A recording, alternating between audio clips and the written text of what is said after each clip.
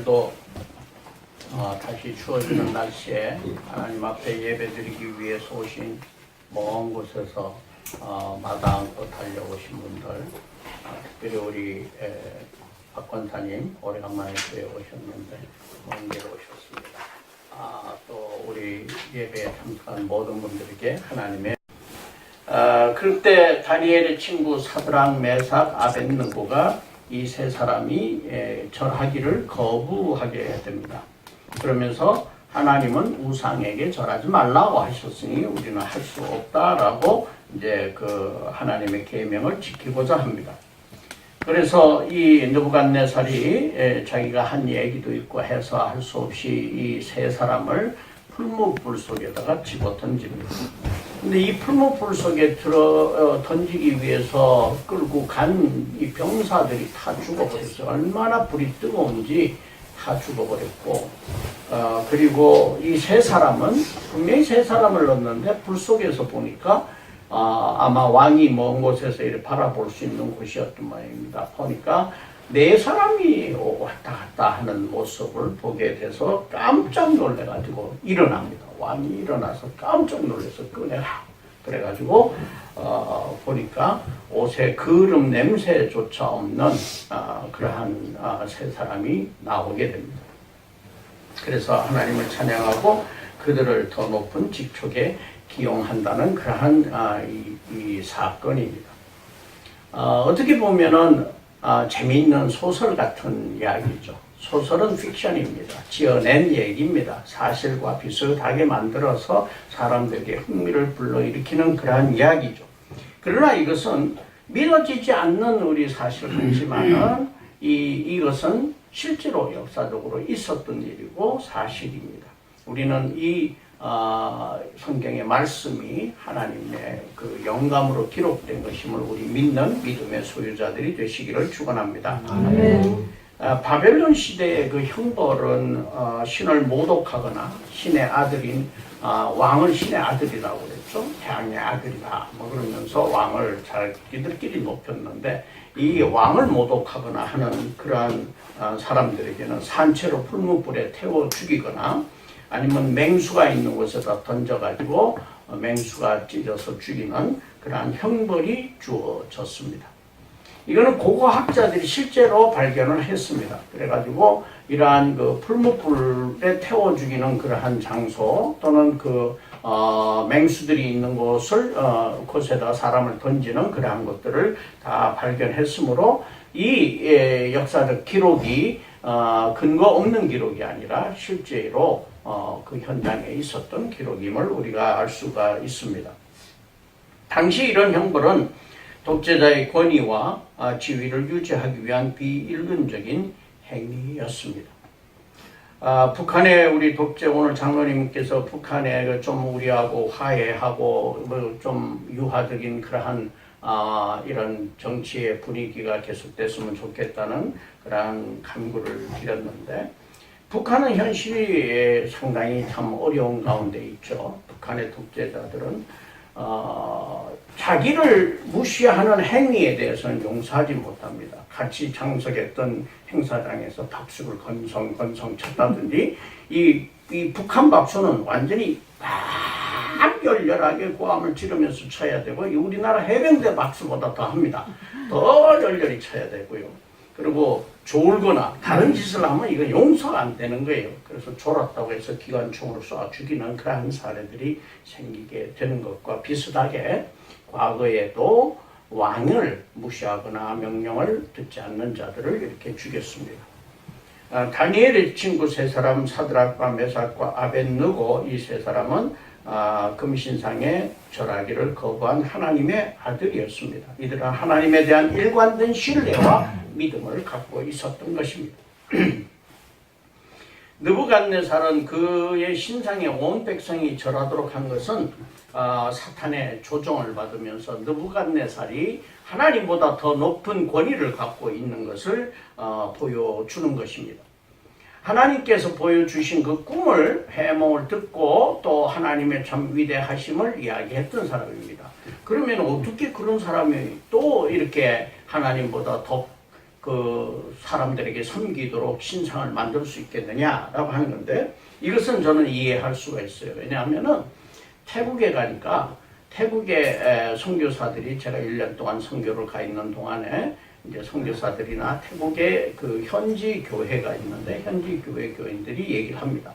그 목사님들이 얘기하는 것이, 전도를 하면요, 이 사람들은 대부분이 다 불교에 쩌들어져 있어요. 그래서 불교가 생활화되어 있던 사람이에요. 근데 잘 이야기해서 기독교를 설명을 하면 참 좋은 종교 같다라고 얘기합니다. 그래서 교회도 나옵니다. 근데 절에도 또 갑니다. 근데 절에를 못 가게 하면은 교회를 나올 수가 없다라고 하는 거예요. 그러니까 그들의 생각이, 이게 자기가 믿던 그 불상, 그리고 자기가 믿던 그 불교의 그 신앙을 지키면서 또 하나님을 믿겠다라고 하는 그런 생각을 갖는 것입니다. 그러니까 우리는 신앙을 가질 때 선택하라. 여호수아가 얘기한 대로 너희들은 하나님을 택하든 다른 걸 택하든 택하라라고 그러는데, 이런 사람들은 둘 다 양다리를 걸쳐서 믿어보겠다라고 하는 그러한 믿음을 갖는 사람들이 많이 있습니다. 실제로 이 느부갓네살 왕도 이제 그런 것이죠. 우리가 살아가는 데는 느부갓네살의 신상은 아니지만은 우리에게 많은 우상을 섬기게 하는 유혹이 따르게 되고, 또 풀무불 같은 우리의 그 협박이 우리에게 지속적으로 다가온다라고 하는 겁니다. 여러분들도 아마 이 스토리를 읽으시면서, 이 말씀을 읽으면서 다니엘은 어디 갔나 라고 생각할 거예요. 세 사람은 왜 불 속에 들어갔고 다니엘은 어디 갔나. 근데 이제 학자들의 연구한 바에 의하면은 다니엘은 당시에 국내에 없었을 가능성이 많거나 몸이 대단히 아파가지고 그 현장에 없었을 가능성이 있다라고 이렇게 이제 이야기를 하고 있습니다. 이 느부갓네살 왕이 금신상을 그러면 왜 건립을 했는가라고 하는 겁니다. 이 시기가 언제냐면 예루살렘이 그 함락된 직후입니다. 그때로 추정이 되는데, 금상을 만들어 가지고, 큰 금상을 만들어서 이스라엘이 하나님의 신이 나약하고 또 자신이 강한 자, 느부갓네살이 훨씬 더 강한 사람임을 보여주기 위해서 금신상을 만들었습니다. 또한 다니엘이 꿈의 해석을 했는데, 머리는 금의 모습으로, 머리는 금이고, 그 다음 은이고, 동이고, 이렇게 이제 쭉 내려갔지 않습니까? 이 머리가 바로 느부갓네살 왕 당신입니다. 바벨론 제국입니다. 라고 얘기를 하니까, 우리가 성대하게 계속적으로 무슨 은이고, 동이고, 뭐 흙이고, 이거는 있어서는 안 된다. 우리만 존재해야 된다. 그래서 온 몸을 다 금으로 그냥 입혀갖고 동상을 만들어 놓은 겁니다. 그러면은 마치 오랫동안 자기의 왕국이 유지될 거라고 생각을 했던 그러한 것입니다. 일본 사람들이요, 우리 위안부 그 소녀상을 보면서 아주 그냥 굉장히 이 알러지 반응을 보이죠. 굉장히 민감하게 반응을 합니다. 왜 그럴까요?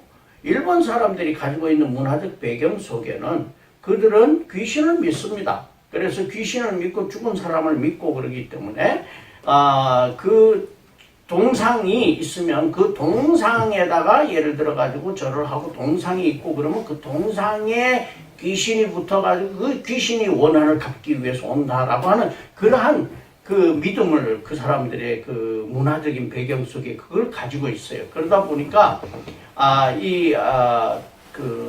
우리 위안부 소녀상에 대해서 민감할 수밖에 없습니다. 왜냐하면 자기네 나라를 칠 것 같다는 그런 생각, 위협적인 그런 생각을 갖게 되기 때문이죠. 우리 같으면 그런 생각을 안 하는데 그들이 문화적 배경 때문에 그렇다는 겁니다. 이 느부갓네살 왕도 큰 금상을 만들어가고 다 금칠을 해놓으면 그 꿈에 보여줬던 막 갈라지고 막 흙이 되고 그 노시 되고 이러한 다른 나라들이 생겨나는 걸 다 없애고 바벨론 제국을 유지하자라고 하는 생각을 가지고 이렇게 생각을 했던 것입니다. 오늘의 이 말씀 가운데 우리에게 주시는 하나님의 메시지는, 첫째는 우리의 위협이 되는 유혹과 협박은 현대에서 어떤 생각인가?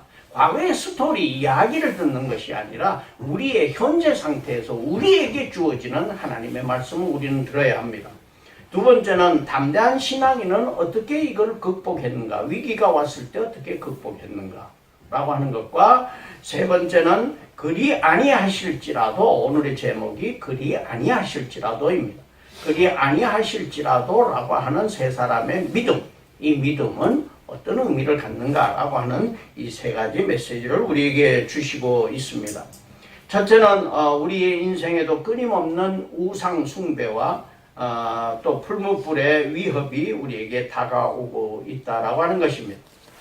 과거 한국의 기독교가 처음 들어왔을 때 1950년대, 60년대만 하더라도 시골 농촌 같은 데에는 믿지 않는 사람들이 많았고요. 학력이 그렇게 높지 못하고 그렇게 유교나 불교에 쩌들어 있던 사람들이 있었기 때문에 교회에 나가면은 이게 뭔가 잘못된다고 생각을 하고 교회에 나가는 부인들을 남자들이 술을 먹고 두들겨 패고 그랬습니다.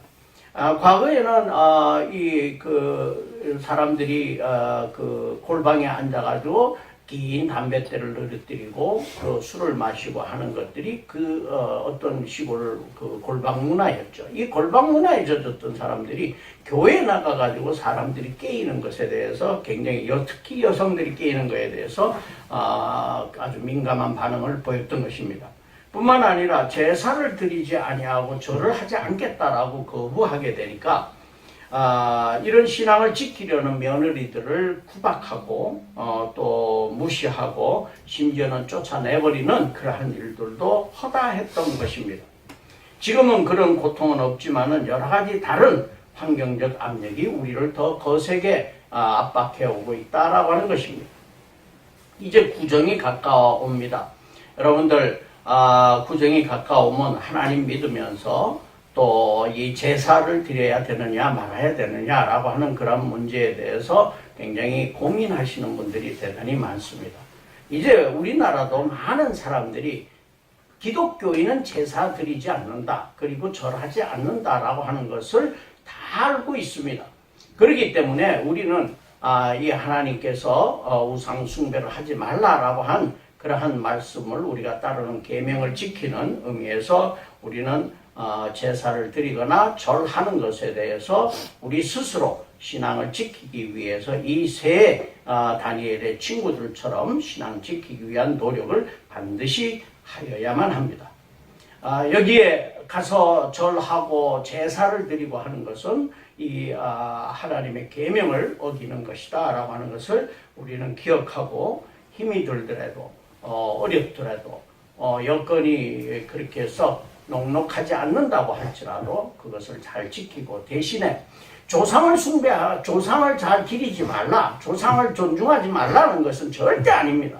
그러니까 시골 사람들은 그런 얘기해요. 제사도 안 드리면은 기독교인들은 이거는 무슨 부모도 없는 호로 이런 그런 얘기를 합니다. 그러니까 완전히 망나니처럼 생각을 하는데, 우리는 더 간절하게 음식 해놓고 절하는 것이 부모를 공경하는 것이 아니라 평소에 부모님들 잘 공경하고, 또 우리는 예배를 드림으로 추모 예배를 추도 예배를 드림으로 우리는 부모님의 뜻을 기리고, 그러면서 우리가 또 신앙을 잘 지켜나가는 이것이 우리에게 필요하다는 것을 우리는 꼭 기억하시기를 바랍니다.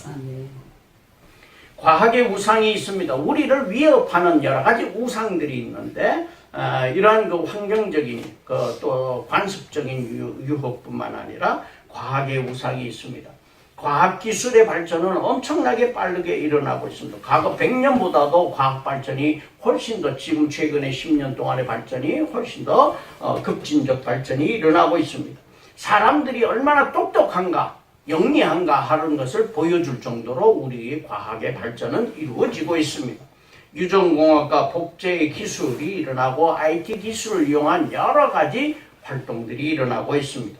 생명이 연장되고 생명을 심지어 창조하려고 하는 그러한 노력도 시도도 일어나고 있습니다. 생활의 모든 기능이 편리해져 가고 있습니다. 기계가 인간의 모든 수고를 덜어주고 있는 그런 셈입니다. 하나님보다 더 과학을 신뢰하는 세상으로 가서는 안 된다라고 하는 것입니다. 우리 핸드폰 하나로 많은 것들을 할 수 있지만 핸드폰이 우리의 영혼을 구원할 수 없다라고 하는 것입니다. 과학이 우리의 영혼을 구원할 수 없다는 것을 우리는 분명히 기억해야 할 것입니다.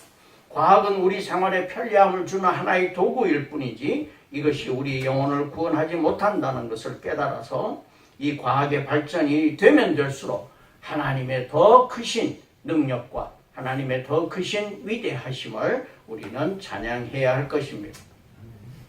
과학의 발전을 통해서 살상 무기들이 많이 만들어지고 있습니다. 핵전쟁의 위협이나 화학전의 위협은 대단히 일어나고 있습니다. 우리는 핵전쟁을 대단히 두려워하고 있는데 사람들이 화학전에 대해서 잘 모르고 있습니다. 근데 이 화학전은요, 핵전쟁보다 훨씬 더 위험하고 무서운 것입니다. 그래서 많은 사람들이 고통스럽게 죽어가게 만드는 이러한 화학전들의 위협이 지속되고 있고, 북한에는 지금 핵과 화학 무기들이 엄청나게 지금 만들어졌다라고 하는 것을 우리는 기억해야 할 것입니다.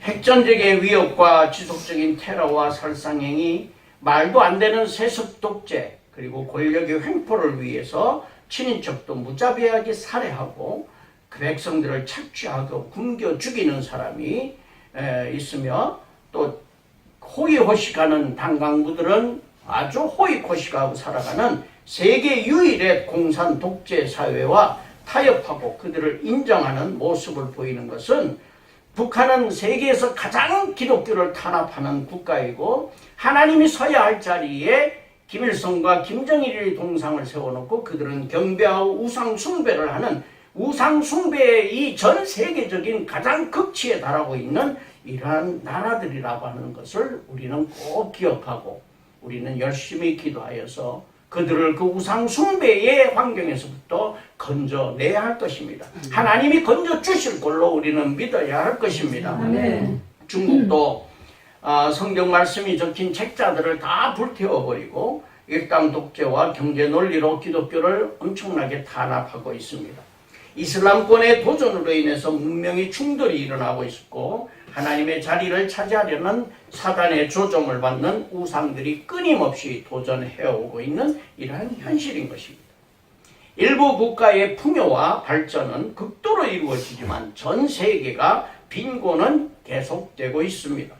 빈부의 격차가 전 세계적으로 심각해져가고 있습니다. 이러한 문제를 남북 문제라고 합니다. 우리나라 남한과 북한의 문제가 아니라 남북 문제는 세계의 잘 사는 국가와 못 사는 국가의 문제, 격차의 문제들을 이야기하고 있습니다. 이런 남북의 심각한 문제들이 일어나고 있어 세계 13억 명의 인구가 하루에 1달러 이하의 생활비를 가지고 살아가고 있고, 8억 명 정도가 영양실조로 인해서 실명이 돼 가고 있다는 사실을 우리는 함께 기억해야 할 것입니다.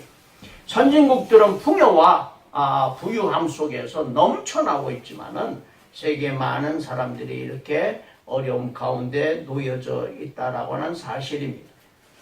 다원적 신앙과 자기 중심적 신앙으로 인해 가지고 신앙인들이 여기에도 구원이 있다, 저기에도 구원이 있다, 그렇게 믿으면서 그리스도인들은 사회적 구원에는 관심이 없고 자기 개인의 구원만 주장하고 있는 이러한 기독교가 되어 가고 있다는 것입니다. 사회적 정의, 하나님의 정의는 외면하고 자기 교회의 부유함과 풍요함과 자기 교회의 나의 구원, 이것만이면 된다라고 생각하고 있는 것입니다. 나의 행위가 얼마나 구원에 영향을 줄 것이냐라고 하는 것보다도 나만 구원받으면 된다라고 하는 이러한 생각들이 하나의 또 우상으로 떠오르고 있는 것입니다. 개교의주의로 인해서 배부른 교회와 가난한 교회의 갈등 속에 배부른 교회는 하나님의 축복받은 교회고 가난한 교회는 하나님의 축복을 받지 못한 교회다라고 하는 이러한 논리를 가지고 사회적 구원을 외면하고 자기들의 풍요 속에서 안주해 버리려고 하는 이러한 상태에 놓여 있다라고 하는 것입니다. 또한 자유와 인권이라고 하는 것을 빙자해서 기독교의 탄압과 사탄의 활동이 활성화되어 가고 있습니다. 하나님 나라는 기독교화된 사회의 건설이 아니고 그리스도를 인정하고 하나님을 믿는 사람들의 삶 속에서 이루어지는 하나님의 통치이어야 할 것입니다. 동성애를 인정하고 또 기독교를 믿지 않을 권리를, 인간의 권리를 주장하고 공공장소에서 하나님을 전하지 못하게 하고 하나님을 상징하는 모든 십자가라든지 이런 것들을 공공장소에서 다 제거하라고 요구하고 있으며 이 모두가 인권이라는 우상과 자유라는 우상 속에 매몰된 하나님에게 대한 도전인 것입니다. 이러한 도전들이 끊임없이 지금 현대사회에도 일어나고 있다라고 하는 것입니다. 우리는 이 도전에 우리는 정신을 바짝 차리고 우리가 어떻게 대처해야 할 것인가 라고 하는 것을 우리 믿음의 형제들은 알아야 할 것입니다.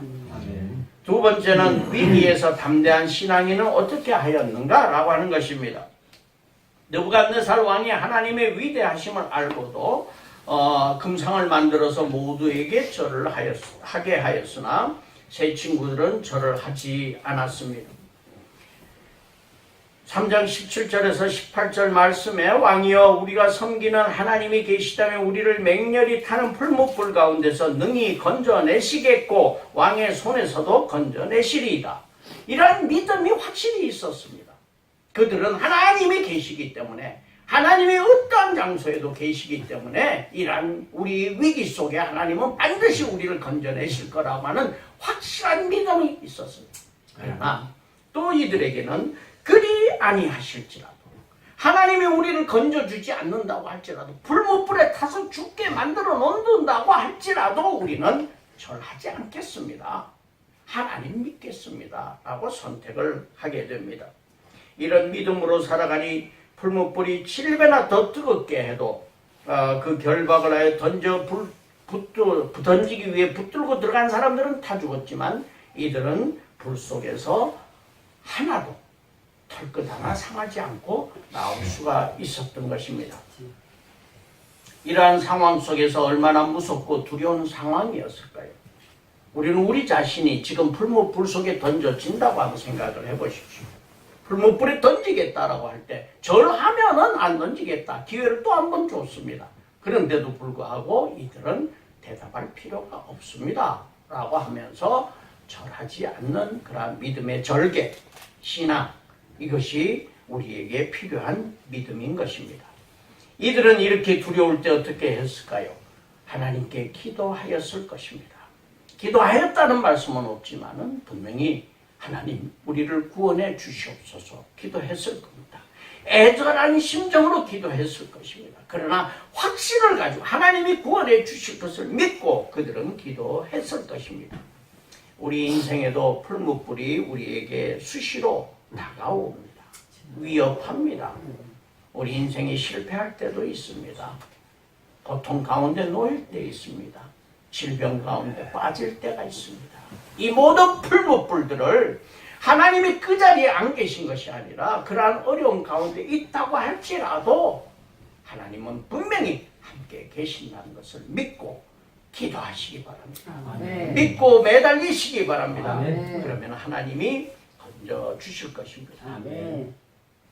기독교의 본질은 우리가 하나님을 찾아가는 것이 아니라 위기의 순간에 하나님이 우리를 찾아오시는 것이 기독교의 본질입니다. 하나님은 우리 보고 찾아오라고 하는 것이 아니라 하나님이 우리가 어느 곳에 있든지 찾아오시는 하나님이다. 아담이 죄를 범하고 에덴 동산에서 죄를 범하고 하나님의 말씀을 순종하지 않고 나무 밑에 숨어 있을 때 하나님이 찾아오셨습니다. 아담아 아담아 부르셨습니다. 어디에 있느냐 부르셨습니다. 아브라함이 롯과 헤어져서 쓸쓸함과 허탈감에 있을 때 하나님이 친히 찾아오셔서 위로해 주셨습니다. 이삭이 팔레스타인 원주민에게 시달리고 두렵고 외로웠을 때도 하나님이 찾아오셔서 위로해 주셨습니다.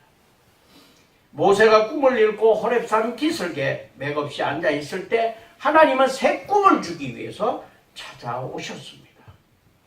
엘리야가 기운을 잃고 쌀이나무 밑에 쓰러져 누워 있을 때 하나님은 생수와 떡을 가지고 찾아오셨습니다. 바울이 지중해 한복판에서 태풍을 만나 배가 다 파산이 되어버린 그러한 칠흑 같은 밤중에도 하나님은 찾아오셨습니다.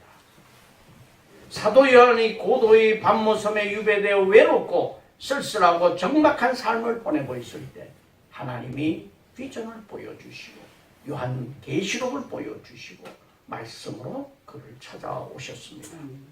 무엇보다 예수님께서 이 세상에 우리를 구원하시기 위해서 찾아 내려오신 것입니다. 하나님이 찾아오신 것입니다. 이렇게 찾아오시는 하나님께서 다니엘의 세 친구가 풀무불 가운데 던져졌을 때 찾아오셨습니다. 우리의 인생의 고난과 고통, 질병과 어두움이 있다고 할지라도 하나님이 찾아오심을 믿으시기 바랍니다. 아멘. 모든 사람에게 찾아오시는 하나님이 찾아오시어서 우리를 위로하시고 구원하시고 치유하시고 불에 상하지 않게 보호해 주실 것을 믿는 믿음이 우리 모두의 믿음이 되시기를 축원합니다. 아멘. 세 번째는 그리 아니하실지라도의 믿음을 우리는 가져야 할 것입니다.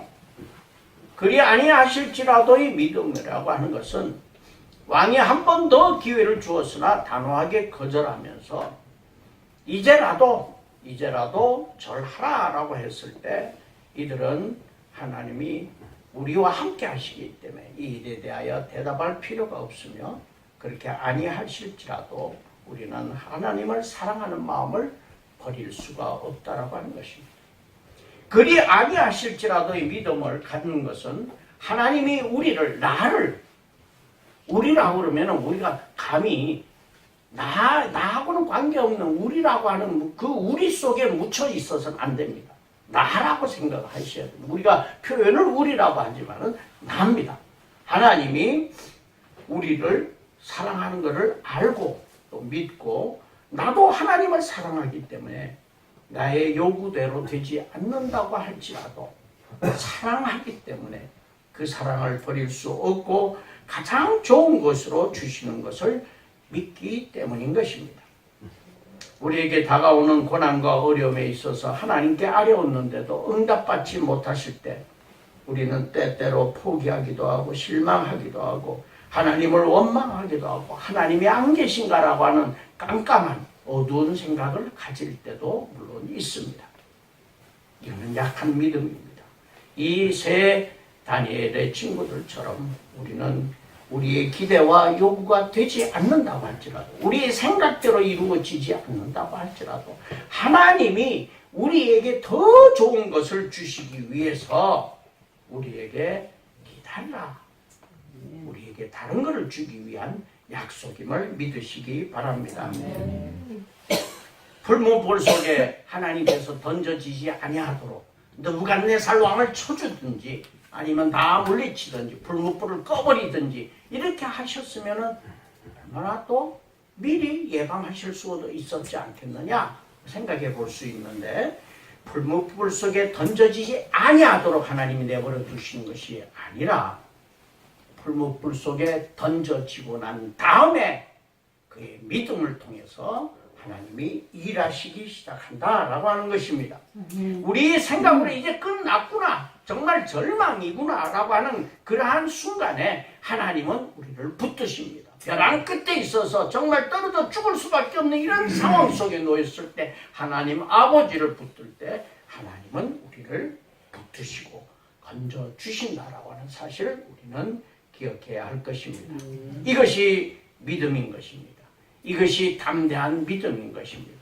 우리가 어려움 가운데 놓이지 않도록 하는 것이 믿음이 아니라 우리가 어려움 가운데 놓인다고 할지라도 하나님이 함께 계신다는 것을 믿어가는 것이 우리의 믿음이시기를 축원합니다. 아멘. 로마서 14장 8절 말씀에 우리가 살아도 주를 위해서 살고 죽어도 주를 위해 죽나니 그러므로 사나 죽으나 우리가 다 주의 것이로다 하는 그 고백이, 이 바울의 고백이 우리 모두의 고백이 되시어서 이 다니엘의 세 친구들처럼 그리 아니하실지라도 나의 생각대로 이루어지지 않는다고 할지라도 나에게 이 고통이 벗어지지 않는다고 할지라도 나는 하나님을 버리지 않겠다는 믿음 여러분들이 다 가지시기를 축원합니다.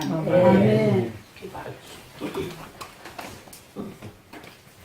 저희들의 생각은 옹졸하고 저희들의 마음은 약하여서 하나님 아버지 저희들의 생각대로 이루어지지 않을 때 원망하고 실망하고 저희들이 포기할 때도 있습니다. 그러나 하나님께서는 더 좋은 것을 저희들에게 주실 줄 믿습니다.